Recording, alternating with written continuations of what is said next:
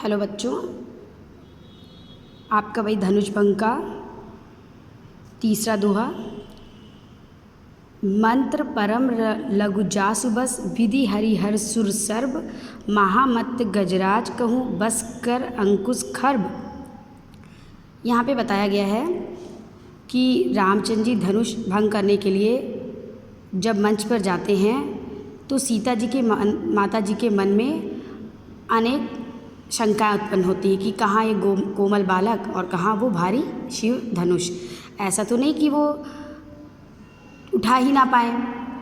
तो वो अपनी सखी से संशय को व्यक्त करती हैं। तो उनकी सहेली, उनकी सखी उनसे कहती है, मंत्र परम लघु जासु बस, कि हे रानी मन में कोई संशय मत रखो। मंत्र परम लघु, मंत्र परम बहुत, लघु छोटा होता है, जासु बस यानी कि मंत्र को कभी देखा है मंत्र कितना छोटा है फिर भी उसके वश में हो जाते हैं। विधि हरि हर सुर सर्व, विधि ब्रह्मा हरि विष्णु हर महेश सुर आदि अनेक देव सर्व सभी, यानी मंत्र देखने में कितना छोटा होता है लेकिन फिर भी उसके वश में ब्रह्मा विष्णु महेश जैसे सभी देवता हो जाते हैं। और महामत गजराज कहूँ बसकर अंकुश खर्ब, कहते कि और महामत गजराज महाशक्तिशाली महामत वाले हाथी को भी वश में कर लेता है अंकुश खर्ब छोटा सा अंकुश, यानी कि हाथी को नियंत्रण में करने वाला जो हथियार होता है उसे अंकुश कहते हैं। वो छोटा सा अंकुश भी महामत वाले पागल हाथी को भी अपने वश में कर लेता है। इसलिए हे रानी, राम के कोमलता को देख करके मन में किसी भी प्रकार का संशय मत करो। काम कुसुम धनु सायक लीने, फिर आगे दृष्टांत देते हुए उदाहरण देते हुए कहती हैं उनकी सखी, कामदेव कुसुम फूल के धनुष सायक धनुष बाण लिए हुए हैं। हे सखी, हे रानी, उनकी सखी कहती कि हे रानी देखो, कामदेव हाथ में फूल का धनुष लिए हुए हैं। उस फूल के धनुष के द्वारा ही सकल भुवन समस्त भुवन संसार को अपने बस कीने उन्होंने अपने वश में कर रखा है। कामदेव देखने में कितने कोमल हैं, सुंदर हैं, उनके हाथ में फूल धनुष है, फिर भी उसी फूल धनुष के द्वारा वो संपूर्ण संसार को अपने वश में करे रहते हैं।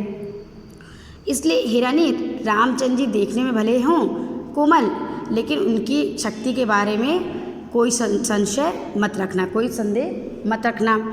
देवी तजी संशय अस जानी, हे देवी तजी त्याग दो संशय संदेह अस ऐसा जान करके कि कामदेव भी कितने कोमल हैं, वो रूप के प्रेम के देव माने जाते हैं और अपने हाथ में फूल के धनुष बाण को लेकर के उन्होंने संपूर्ण संसार को अपने वश में कर रखा है। तो इस प्रकार ये बात जानकर तुम अपने मन से संशय को त्याग दो। भंजप तोड़ेंगे धनुष राम सुनो रानी, हे रानी सुनो, राम शिव धनुष को जरूर तोड़ेंगे।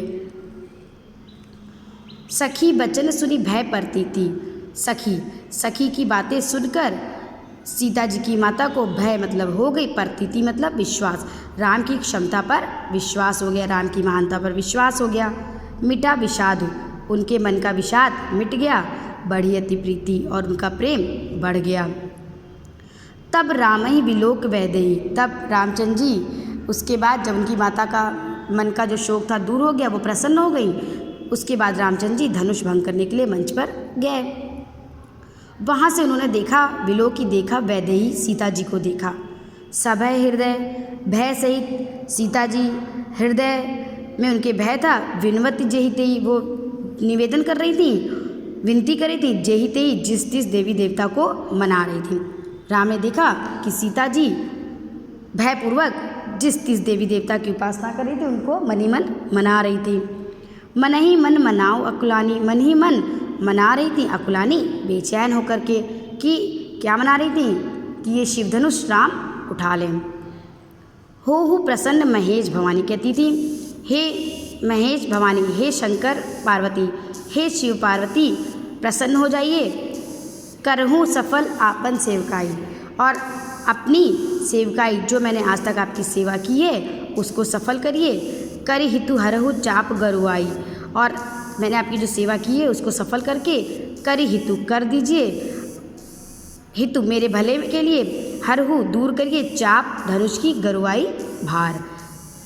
हे शिव पार्वती, मैंने आज तक आपकी जो सेवा की है उसे पूर्ण करके उसका मुझे प्रतिफल दीजिए और आज इस शिव धनुष की जो भारीपन है उसको दूर कर दीजिए। आगे वो गणनायक वरदायक देवा, आगे वो गणेश जी की उपासना करती कि हे गणेश वरदायक वर देने वाले देव, हे गणेश जी वर देने वाले श्रेष्ठ वर देने वाले देव, आज लगे कीनी तू सेवा, आज लगे आज तक जो मैंने की है तू सेवा, तुम्हारी सेवा आज तक मैंने जो आपकी सेवा की है, बार बार विनती सुन मोरी, बार बार मेरी विनती सुनिए, करहु चाप गुरुता अति थोरी। और मेरी विनती सुन करके आज करहु कर दीजिए चाप धनुष की गुरुता भारीपन अति थोरी, धनुष का जो भारीपन है उसको दूर कर दीजिए, जिससे श्री राम धनुष को उठा ले और मेरा विवाह उनके साथ हो सके। बच्चों इतना समझ में आ गया ना, नेक्स्ट कल बताएंगे।